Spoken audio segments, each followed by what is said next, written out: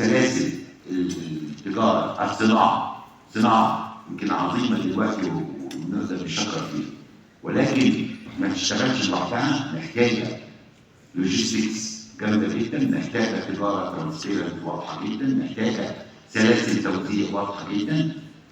هذه الامور عدم وجودها، احنا بقى بنتكلم في عدم ضمان الجوده واستمراريتها، بنتكلم على معدلات نقل عاليه جدا، بنتكلم على عدم وضوح لحتى اسعار تنافسيه تبقى موجوده بسبب خلاص الباك بون او البنيه الاساسيه بتاعت اي منظومه تستطيع ان نديرها او نراقبها او نشوفها غير معرفه ولا احرم ان انا اقول كده.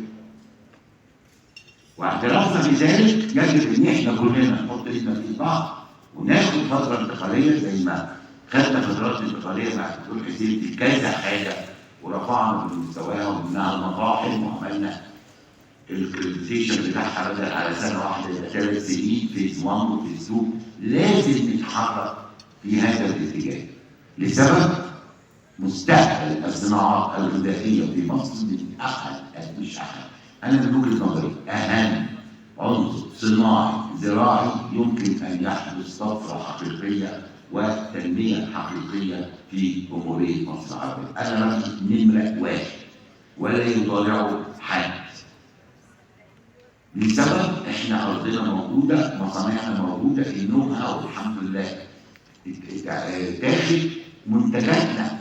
هقول بس الموضوع كوفيد، لو بصيتوا على الميزان التجاري في الوقت بتاع كوفيد معدل التصدير المصري لاوروبا كان 40% زياده او اكثر، يمكن انتوا تصلحوني، من العادي. ليه؟ الناس اشتغلت طلعت انتاج هناك، كانوا واقفين فبقوا محتاجين ومنتجاتنا متميزه فقدرت تدخل وتغطي احتياجات جزء كبير من احتياجات اوروبا. فاحنا مش عندنا قلق من جوده الصناعه اللي عندنا، بل بالعكس لابد ان احنا نزود في اتجاه